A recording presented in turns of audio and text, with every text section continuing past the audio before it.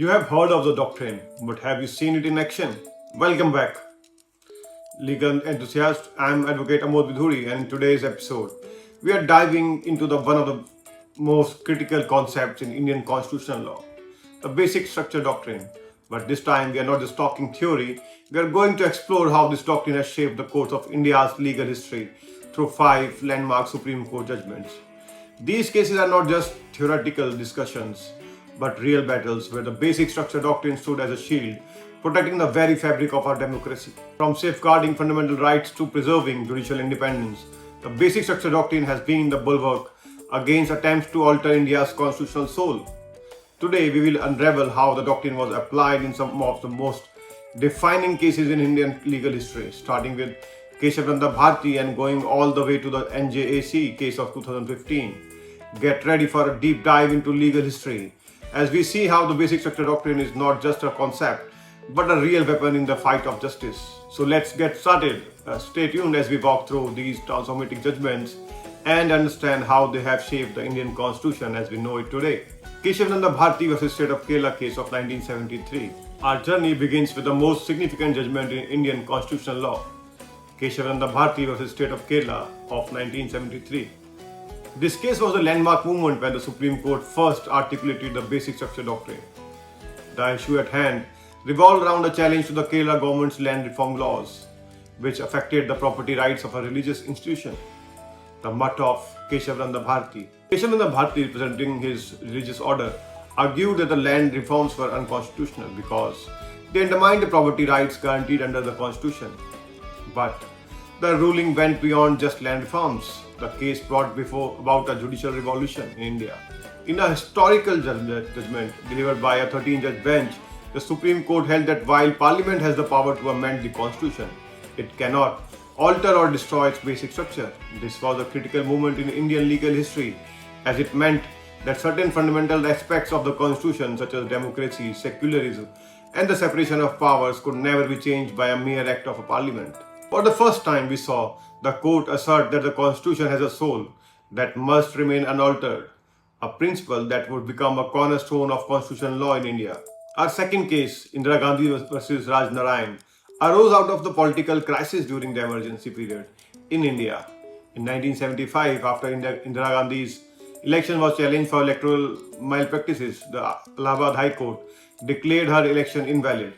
This triggered the 39th Amendment, which sought to insulate her election from judicial review, placing it outside the scope of scrutiny by the courts.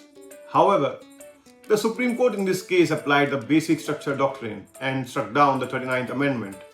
The court ruled that even the Prime Minister's election could not be immune to judicial review, as free and fair elections are an essential part of India's democratic system.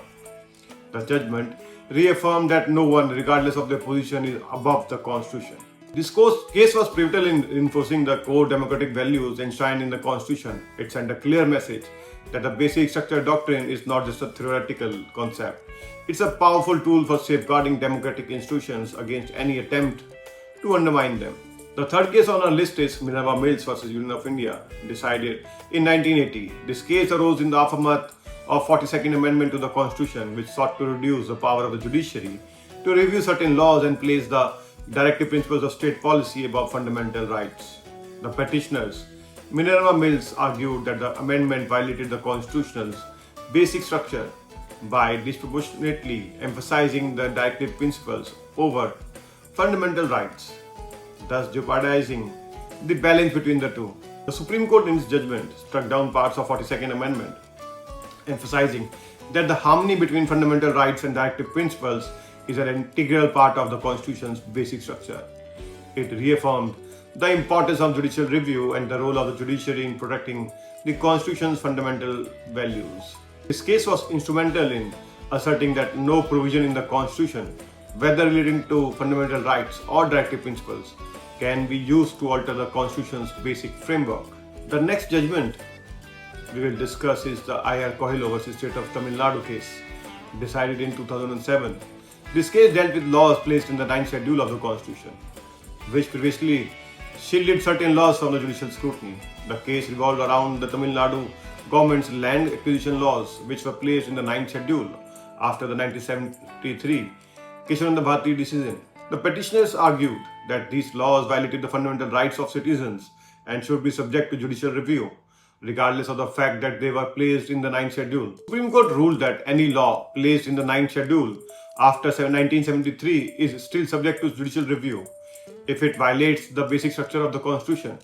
This ruling was groundbreaking because it eliminated the possibility of laws being immunized from constitutional scrutiny simply by being placed into the Ninth Schedule. This decision reinforced the role of judiciary as the ultimate guardian of constitutional principles and the fundamental rights of the citizens, ensuring that the Constitution cannot be circumvented by legislative actions. Finally, we come to the NJAC case of 2015, a critical judgment that tested the very fabric of the judiciary's independence. The National Judicial Appointments Commission Act sought to replace the collegium system for judicial appointments with a new body comprising members from the executive, legislative, and the judiciary. NJAC was seen as an attempt to bring greater transparency to judicial appointments. However, the Supreme Court shut down the NJAC case, holding that it compromised judicial independence, which is part of the basic structure of the Constitution. In this landmark judgment, the court reaffirmed the importance of judiciary's autonomy, holding that the executive cannot have the final say in judicial appointments.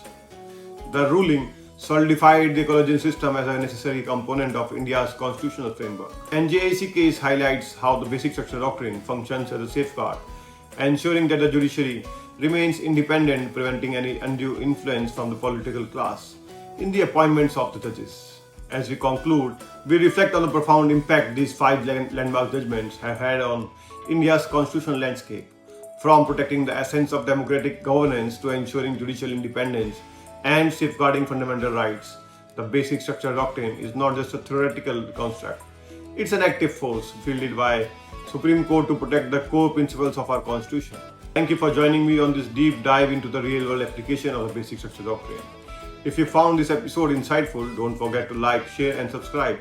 Stay tuned for our next episode, where we will explore the evolving challenges to the basic structure doctrine in contemporary legal and political battles.